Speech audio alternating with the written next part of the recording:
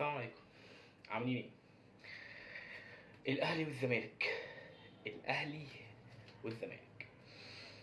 آه الماتش ده انا قلقان منه جدا، قلقان منه جدا جدا.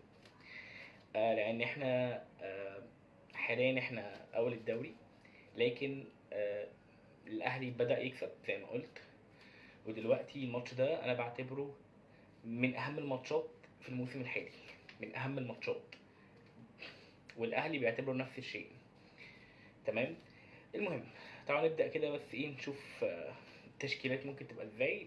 حتى الآن تشكيلة الأهلي المعروفة كده كده: حارس المرمى يا اما الشناوي يا اما مصطفى، ودي غريبة، انا مش عارف ازاي فرقة بتبدل بحراس ضحى يعني احنا اللي عندنا حارس قوي. تمام. وعندنا أربعة في خط الدفاع، وعندنا هيبقى تقريبا مروان وديانج في المركز ستة، وقدامهم معرفش بيقولوا قفشة مصاب أو لأ، بس دي مفيش تأكيد فيها. وعندنا طبعا هيبقى محمد طاهر ممكن يلعب. ما اظنش احمد عبد القادر يلعب، مع ان طاهر حاليا لان تقريبا مفيش اجنحه موجوده. بن شرقي، وفي حسين برضو، بس ما اعرفش حسين اخر ماتشات بدا يبقى دكه. طبعا محمد هاني، اتمنى نلعب على جبهه محمد هاني، اتمنى نلعب على جبهه محمد هاني. والهجوم جراديشار او محمد شريف، بس انا حاسس ان هو يلعب محمد شريف عشان حظه حلو علينا. محمد شريف حظه حلو يعني حرفيا ممكن نلعب اللي هو ايه، والله دي ماشيه، دي بركه امشي نحط في الماتش. فالزمالك بالنسبه لنا، انا والله ما اعرف التشكيله ايه، انا والله ما اعرف حتى هيمشي ازاي، لسبب بسيط. لان شفت تصريح ان مش عارف احنا يا جماعه معناش فلوس، ومش عارف مفيش كوبان زي مثلا مش عارف 400 جنيه في ايده اللي هو ضحك يا جماعه ضحك. انا حتى والله دخلت على النت اعرف، طيب يعني اشوف الدنيا ماشيه ازاي. ما اعرفش، يعني انا ما اعرفش بجد انا مش عارف هنخش الماتش ده ازاي. يعني الميزه الوحيده اللي لينا هو ان احنا الماتش اللي فات تعادلنا، اللي هو كان مع الجونه تعادلنا.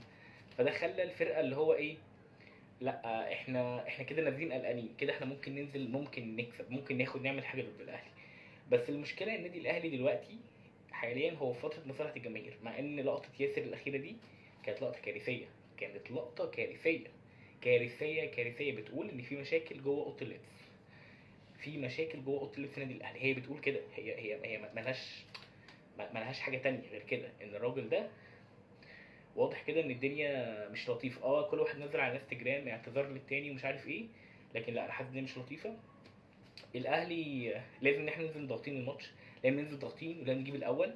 لان احنا لو لعبنا الماتش بطريقه اللي هو ايه، نستنزفهم وكده، ممكن فجاه يجيبوا جون. جراديشار ده لاعب خطر، محمد شريف حظه حلو علينا فلا، احنا لازم ان احنا على طول في لحظتها ايه نجيب جون بسرعه، لازم نحاول نجيب جون بسرعه، لان ده يعني هيربك افكارهم. فلازم اول حاجه نجيب جون سريع في الماتش. تاني حاجه ابوس الدفاع، ابوس ايد الدفاع والنبي، نركز نركز نركز، مش عايزين غلطات اللي هو نكون مسيطرين في الماتش ونعمل غلطات غريبه. الماتش اللي الونش ده فيه ده ملاكم، ده ملاكم، ده عارف مايك تايسون في عزه ما يعملهاش. فلا، مش عايزين حاجه زي كده قدام الاهلي، لان حاجه كده قدام الاهلي احنا اللي هنتعاقب جامد. فنخلي بالنا ارجوكم. الماتش ده انا بعتبره من اهم ماتشات الموسم. بيراميدز تقريبا هيلعب، تقريبا مش متاكد، تقريبا بكره هيلعب بيراميدز. مبروك طبعا لبيراميدز على الفوز بالبطوله. اللي مضايقني في البطوله دي اللي هو ما حدش كان يعرف ان بيراميدز بيلعب، ده اللي يضايق، اللي هو يا جماعه في ممثل مصري بيلعب. ممكن يكون جماهير الاهلي مش حباه وجماهير الزمالك مش عارف ايه، لكن في يا جماعه في النهايه ممثل مصري بيلعب في بطوله دوليه، يعني معترف بيها. فكانت حاجه غريبه قوي ان محدش يتكلم عن الموضوع ده. ما شفتش تقريبا حد بيتكلم عن الموضوع ده، ولو اتكلم في حد اتكلم اللي هو بس ايه الف مبروك ومش عارف ايه. غريب شويه، ممكن يكون عشان موضوع الجمهور برضو لسه عامل مش قوي. الماتش ده انا بعتبره يعني زي اهميه ماتش بيراميدز بالنسبه لنا، بس يمكن ده اهم، لان احنا حاليا اول الدوري، لو كسبناهم هنحط ضغط عليهم. الكارثه مش في كده، الكارثه ان انا عارف ان احنا حتى لو كسبنا الاهلي، انا عارف وجمهور الاهلي عارف ان عادي جدا ممكن نخسر الماتش اللي بعده، عادي جدا نلعب فرقه منتصف الجدول اخر الجدول ممكن نلاقي نفسنا خسرنا عادي، ولا اكن كسبنا الاهلي ولا اكن اي حاجه. فربنا يستر، ربنا يستر. الماتش ده هيبقى ماتش خطر جدا.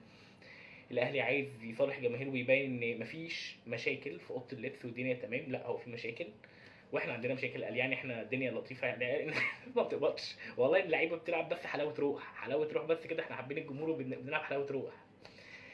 فان شاء الله خير، ان شاء الله خير. اذا قولوا لي توقعاتكم في الكومنتات، يعني لو كل واحد يقول لي توقعاته في الكومنتات، شايف مين هيكسب، شايف الماتش لمصلحه مين. وان شاء الله نتقابل في الماتش. وشكرا لكم، السلام عليكم ورحمه الله وبركاته.